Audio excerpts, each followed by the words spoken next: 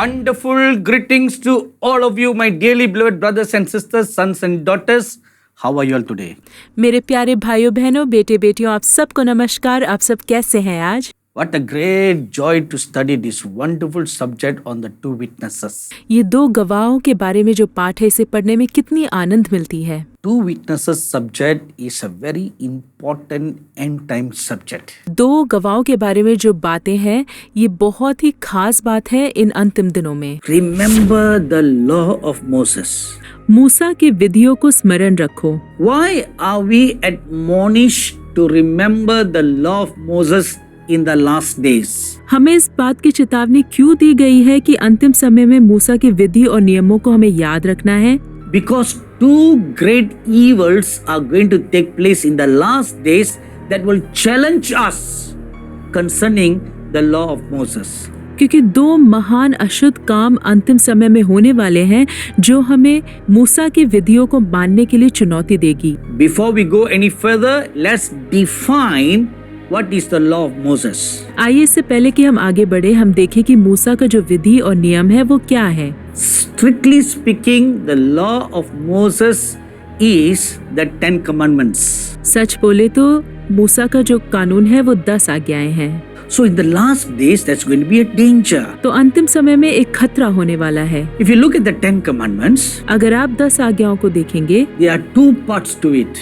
उनके दो भाग हैं। The first 4 commandments refers to or relates to God, our relationship with God. पहले 4 आज्ञाएं जो है वो परमेश्वर के साथ हमारे संबंध को दर्शाता है। The second part from the 5th commandment up to the 10th commandment refers to or relates to our part with each other. 5वें आज्ञा से 10वें आज्ञा तक जो दूसरा भाग है वो हमारा संबंध आपस में एक दूसरे के साथ जो है उसको दर्शाता है। With this in mind, now let us look at the last days. इसको मन में रखकर आइए हम अंतिम समय को देखें। Antichrist and the false prophet will introduce another god and demand worship. अंतिक्रिस्त और झूठा नबी एक नए देवता को प्रस्तुत करेंगे और हमें आज्ञा देंगे कि हम सब उनकी आराधना करें। False prophet will perform so many kinds of signs and wonders to deceive the whole world and force them to worship the Antichrist as God. और जो झूठा नबी है वो इतने सारे चिन्ह और चमत्कार दिखा के पूरे दुनिया को बहकाएगा और कहेगा कि अंतिक्रिस्त ही परमेश्वर है और उनकी आराधना करनी है। Now that is a contradiction, a contravention to the first 4 laws in the 10 commandments. ये 10 आज्ञाओं की सबसे पहले 4 आज्ञाओं के विपरीत है। And that is a contravention of the second part of the 10 commandments from the 5th to the 10th. ये 5 से 10 तक की जो आज्ञाएं हैं जो 10 आज्ञाओं के दूसरा भाग है उसके विपरीत है। If you don't keep the 10 commandments in your heart, अगर आप अपने हृदय में उन 10 आज्ञाओं को नहीं रखेंगे then you have no anchor for your faith in the dangers of the last days. तो अंतिम समय के जो खतरे हैं उसमें आपको आपके विश्वास का कोई भी आधार नहीं होगा। You will fall down to the evilness of society in the last days.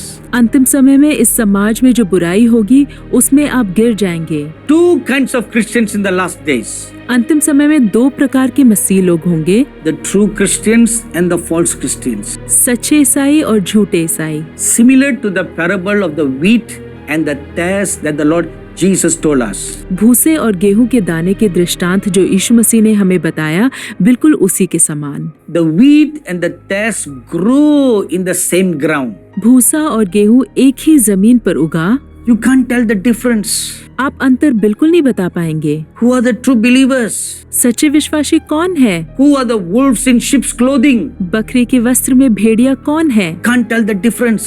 आप अंतर नहीं बता पाएंगे। There will be one specific distinction. लेकिन एक खास अंतर होगा।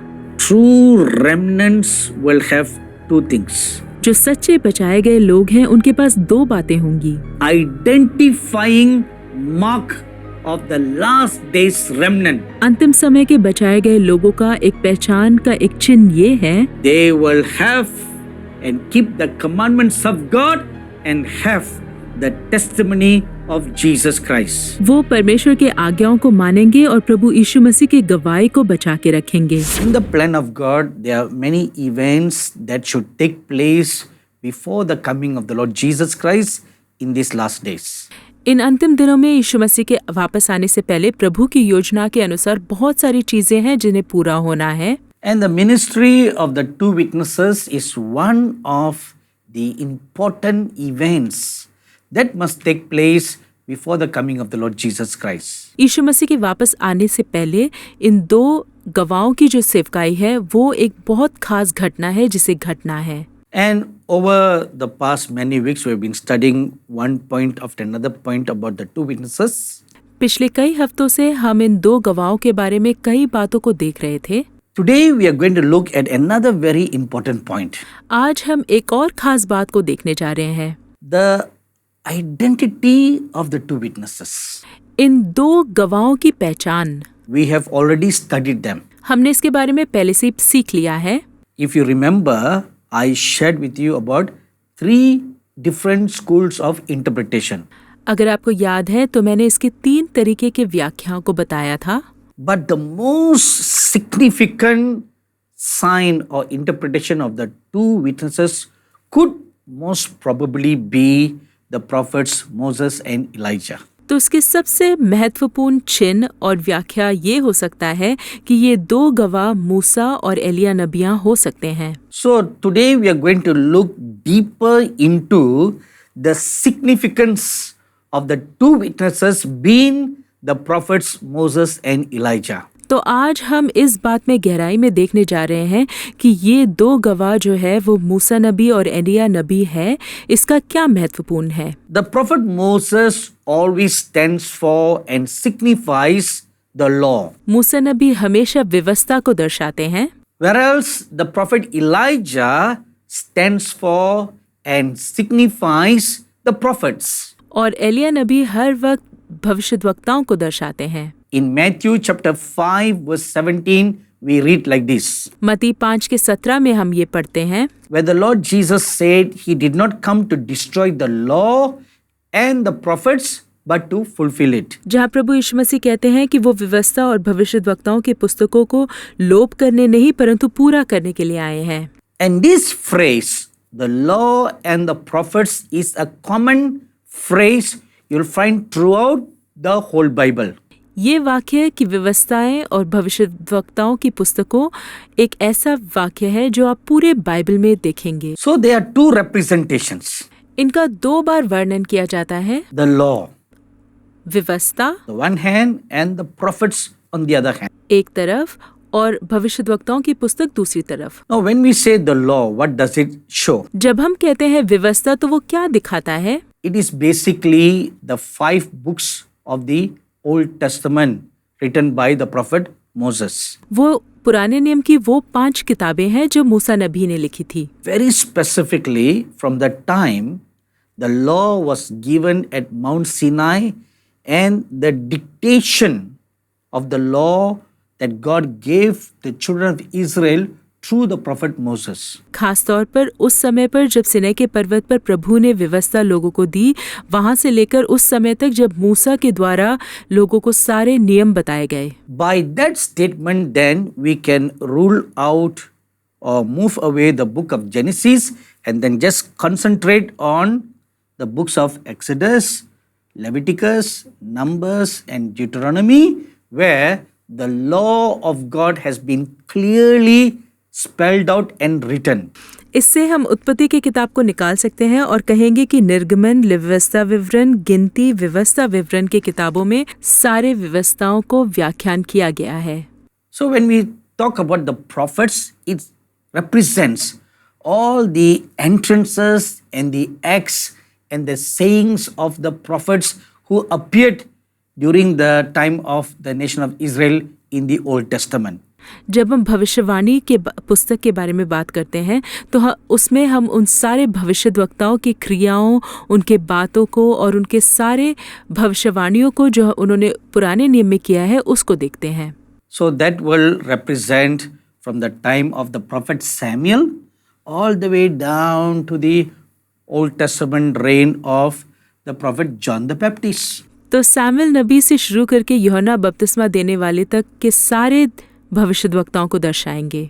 Right now there may be a question in your heart. अभी शायद आपके हृदय में एक प्रश्न हो सकता है, Why did I include the prophet John the Baptist under the Old Testament when he is only mentioned in the New Testament? कि मैंने यूहन्ना बपतिस्मा देने वाले को पुराने नियम के भविष्यद्वक्ताओं के साथ क्यों जोड़ा जब वो नए नियम में ही उनका वर्णन किया गया है। The Lord Jesus Christ gives us a wonderful answer for that question. इस प्रश्न के लिए प्रभु यीशु मसीह हमें बहुत ही सुंदर सा एक उत्तर देते हैं। The Lord Jesus himself said, the law and the prophets were up to John the Baptist.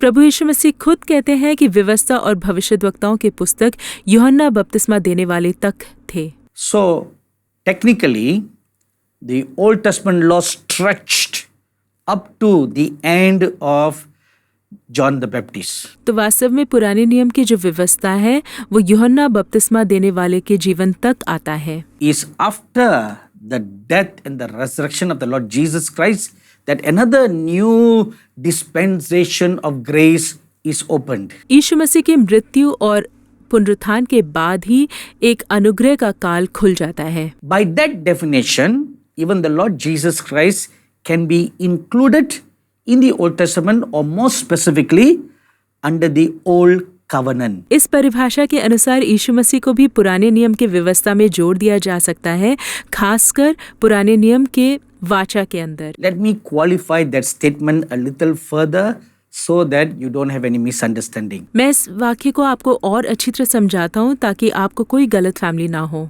In the Lord Jesus Christ, the law and the prophets were fulfilled. यीशु मसीह में व्यवस्था और भविष्यद्वक्ता पूरी हो गई थी। Because it was He who appeared on Mount Sinai and gave the law. क्योंकि सिनै के पर्वत पर व्यवस्था यीशु मसीह खुद ही उन लोगों को दिए। And then we read in the New Testament the 4 Gospels where He gives a new law. और नए नियम के 4 सुसमाचारों में हम पढ़ते हैं कि वो एक नए व्यवस्था को लेकर आते हैं।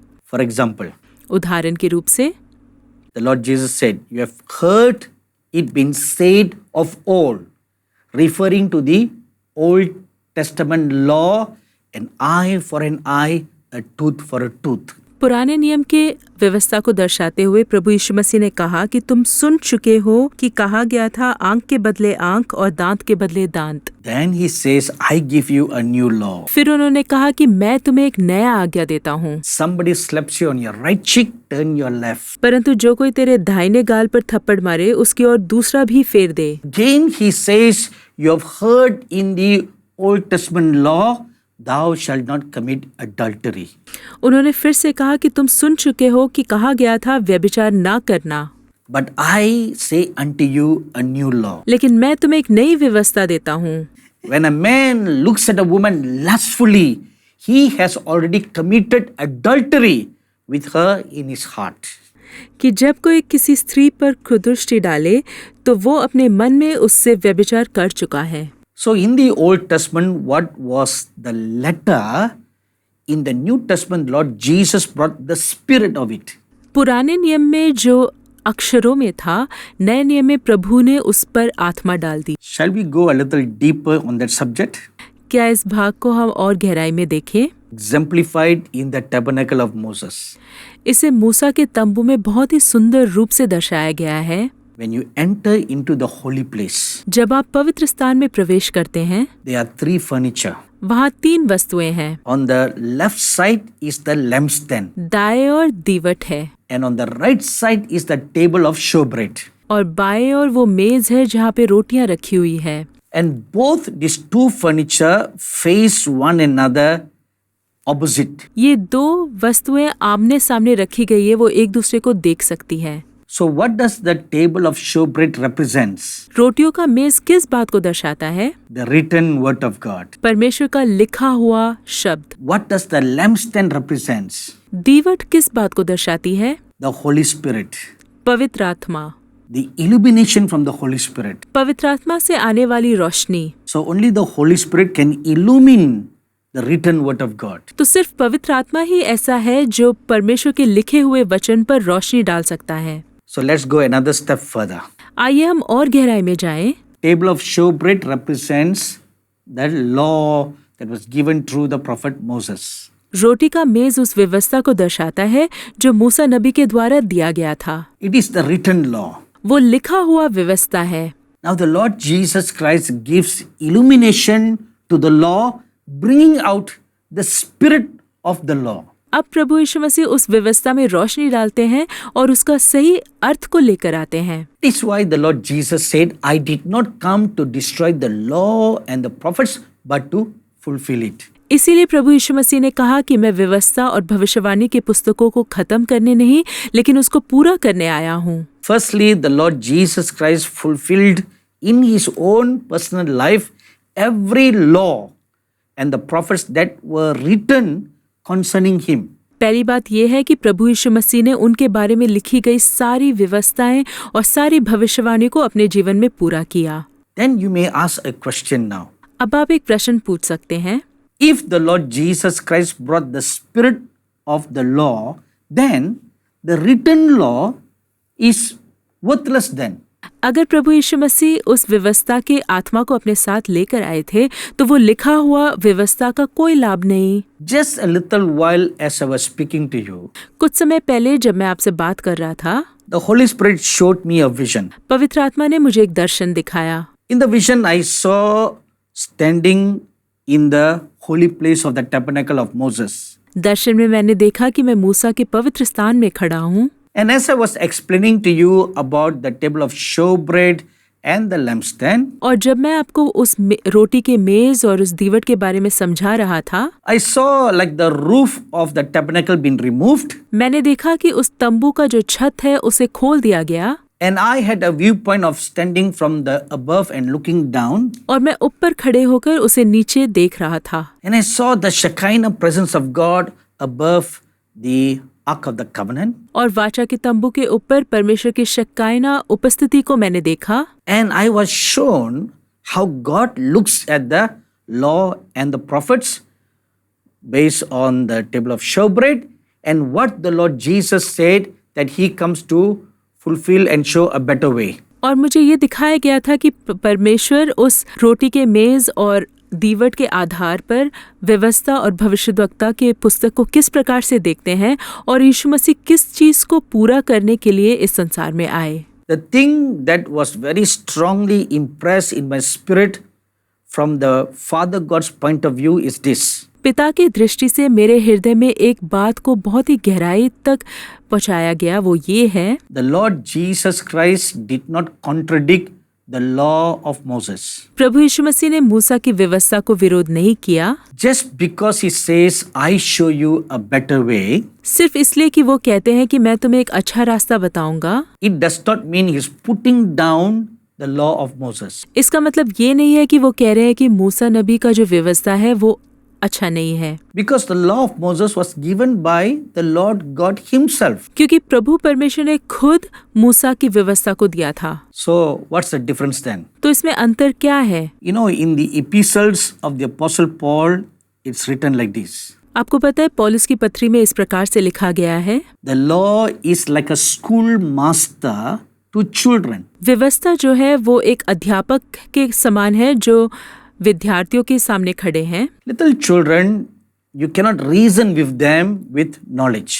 आप ज्ञान को संभाल करके छोटे बच्चों के साथ वाद विवाद नहीं कर सकते, So they need some discipline. तो इसलिए उनको कुछ अनुशासन की जरूरत पड़ती है। When you discipline them, they learn. जब आप उनको अनुशासित करते हैं तो वो सीखते हैं। But when a little child becomes a teenager or a young adult, लेकिन जब एक छोटा सा बच्चा बढ़ जाता है और एक जवान व्यक्ति बन जाता है, then you can sit down and reason with them. तो आप उनके साथ बैठकर वाद विवाद कर सकते हैं। At that time, the law takes on another form. उस समय व्यवस्था जो है वो एक और रूप धारण कर लेता है। So both are necessary. तो दोनों बहुत ही जरूरी है। One leads to another. एक दूसरे की ओर ले जाता है। You need the written law, the written word, as well as illumination from the Holy Spirit. आपको लिखे हुए व्यवस्था की, लिखे हुए वचन की जरूरत है और परमेश्वर के पवित्र आत्मा द्वारा उस पर प्रकाशन की भी जरूरत है। Remember one thing. एक बात को याद रखिए, The Lord Jesus said, "My words are spirit and life." प्रभु यीशु मसीह ने कहा कि मेरे शब्द आत्मा और जीवन है। The Bible may just seem like paper with printed with ink. आपको लग सकता है कि ये बाइबल सिर्फ कुछ कागजें हैं जिसमें इंक से लिखा गया है, But if you just think like that, then that's what it really is. अगर आप इसे इस प्रकार से सोचेंगे तो ये वही होगा आपके लिए। Then you will just read it as a historical book or just some words for knowledge. तो आप इसे एक ऐतिहासिक पुस्तक के समान या ज्ञान के लिए कोई पुस्तक के समान पढ़ेंगे। But the Lord Jesus said, this is not just words. लेकिन प्रभु यीशु मसीह ने कहा कि ये सिर्फ शब्द नहीं है, It's spirit and life. ये आत्मा और जीवन है। So how to know the spirit and the life in the word? तो वचन में जो आत्मा और जीवन है उसे कैसे पहचान सकेंगे हम? You need the Holy Spirit. आपको पवित्र आत्मा की जरूरत है। Just one more little mystery before we close this subject. इस पाठ को खत्म करने से पहले मैं एक और रहस्य बताना चाहता हूँ।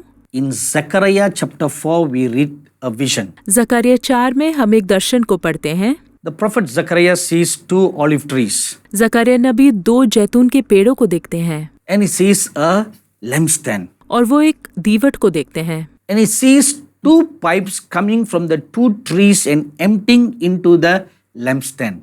और वो 2 नलियों को देखते हैं जो उन 2 पेड़ों से आकर इस दीवट के अंदर प्रवेश करती हैं। And oil from the two olive trees flow into the lampstand. उन 2 जैतून के पेड़ से तेल इस दीवट के अंदर बहता है And that causes the lamp to burn continuously, light up continuously all the time. और इसी कारण वो दीवट जो है दिन और रात हमेशा उसमें प्रकाश आता रहता है। This is one way to look at it. इसे देखने का एक तरीका ये है। Now there's another way. एक और तरीका है, The lampstand being the Holy Spirit. दीवट पवित्र आत्मा है And in him, he is a water of living waters that flows continually. और उनमें जीवन का जल है जो हमेशा बहता रहता है। So it can also mean a pure river of life flows from the lampstand to support and give life to the two olive trees.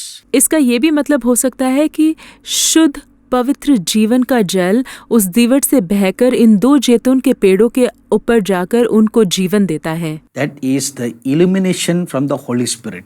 ये पवित्र आत्मा की एक रोशनी है। So each time when you kneel to pray or you open your Bible to study, और हर बार जब आप प्रार्थना करने के लिए घुटना टेकते हैं या अपने बाइबल को खोलते हैं पढ़ने के लिए, each time pray and ask for the Holy Spirit's help.